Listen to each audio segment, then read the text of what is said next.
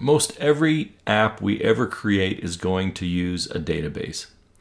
And in ASP.NET, there are 3 different ways to get at the database.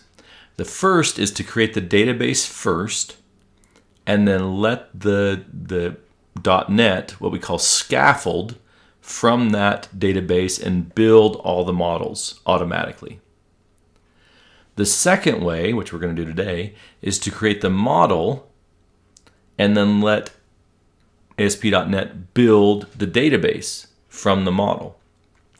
And the third way, which if you talk to my dad is the only right way, is to create the database, create it, and then create the models to match the database. And that way you're not letting the system automatically do anything, make decisions and whatnot. And so we're going to look at all 3 different ways of doing it throughout this course. But today what I'm going to do is something called Model First Database. We already have the model for an application.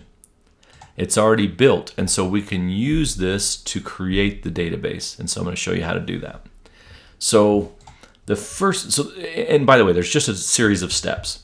And at first, you have to review your notes, you have to rewatch the videos, you have to follow the steps. But after you've done it a few times, then it just becomes normal, second nature part of the program as you're writing programs.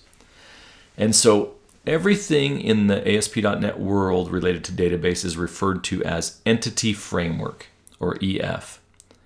And so the first thing that we want to do is to go bring in some packages that we're going to need in order to be able to do what we want to do. And so .NET is a massive program. ASP.NET is a massive, it's a framework, but it's massive to hold and do all the stuff that it can do right from the beginning. Typically in other languages like Python or JavaScript or whatever, Java, you start out with nothing and then just bring in what you need. Where .NET starts with this big massive thing to begin with that can do all sorts of stuff right from the beginning without doing a lot of importing or other stuff because it's already brought in.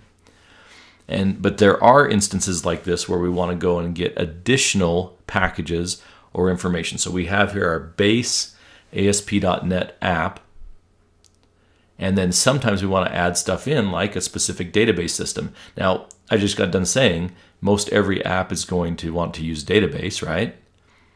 And so why isn't there database from the beginning? And the answer is, which database? What are we using? It wants you to be able to customize based on what you want to do. And so what we're going to do to import this is to use something called NuGet Package Manager. I don't know who named this. I don't know why it's named that way. We could probably look it up. But if you go into Tools, and then NuGet Package Manager, and then we're going to say Manage NuGet Packages for Solution. So Tools, NuGet Package Manager, Manage NuGet Packages for Solution. And this is where we can go download additional packages for our app that we're creating. Right now it's on the Installed tab, and I don't have any installed specifically, so we're going to go to Browse. Now it's browsing NuGet.org to see what packages are out there, and there are a ton of packages out there to do whatever you need to do in .NET. So I'm going to search first for, I can really just search for EF.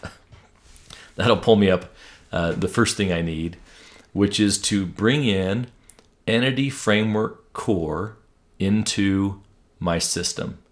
And so Entity Framework, again, is Microsoft's database framework. And so EntityFrameworkCore, this isn't a specific database system. This is the ability to work with databases. And it says, where do you want to put it? And I say, I want to put it in the DateMe app. And usually we want the version to line up with whatever we're doing. So if we're using .NET 6, we would do the EntityFrameworkCore newest version of whatever 6 is, 6.0.26 in this case, or .NET 7 or .NET 3 or whatever it is. We're using 8.0, so we'll use the 8.0.1, which is the newest version of the version we're using of .NET. And I'll install that. So we go and get the EntityFrameworkCore. It goes and does some stuff. And okay, I accept. and it goes and puts all the information in that it needs. It imports all the information into our project so it can do what it needs to do. All right, so we got Microsoft Entity Framework Core, and then there's a couple other things that we'll need to do in order to build the database. Like I was just talking about, build the database from the models. We want to use something called tools. And so I'm going to go bring in, if I just say tools, it might be the first one that comes up. No, it's not. Okay, here it is. So Microsoft Entity Framework Core tools. And that allows us to type certain commands to be able to do it. You can see the list of them here. And so I'm going to, same thing, pick the latest stable version and install that. And then in terms of database, I can go choose whatever I want to. If I want to connect to a MySQL database, there's going to be a connection in there that allows me to go do that, and potentially we will do that a little bit later in the semester. What I want to do here is I'm going to use something called SQLite. SQLite is a beautiful thing from a ease perspective. It's not the best database to use, but it sits in your project. And so when you submit your projects, then, or pass them to somebody else, it has the database actually incorporated with it. We don't have to have it up on a server somewhere. And so for many of these initial projects, we'll use SQLite to make things easy from both a submitting and a grading perspective. And so I'm going to choose Microsoft Entity Framework Core SQLite. And so we'll go ahead and install that. And then there's actually one more option that is helpful to us. Okay, quit seeing these messages. There's one more option that's helpful to us, and that is design. We'll use all of these. And so if you say, if you just type in Entity Framework Core and search, it's going to have all of these different things we're talking about. There's SQLite, there was the main Entity Framework Core, there's the tools, and now we're going to get design as well. And we'll install that.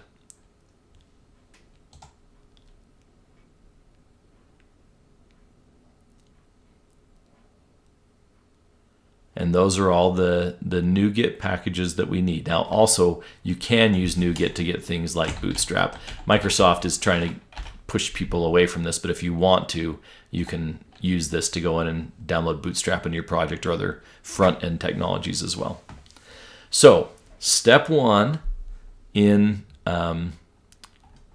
building our database is to install the necessary packages. We installed Microsoft Entity Framework Core, and actually we can see it in the installed folder now.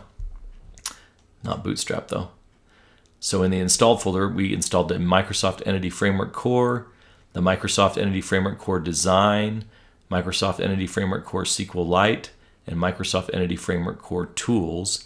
And those are the packages that we need to be able to run the commands that we're going to do to build this database. Step one, install packages from NuGet. Spencer out.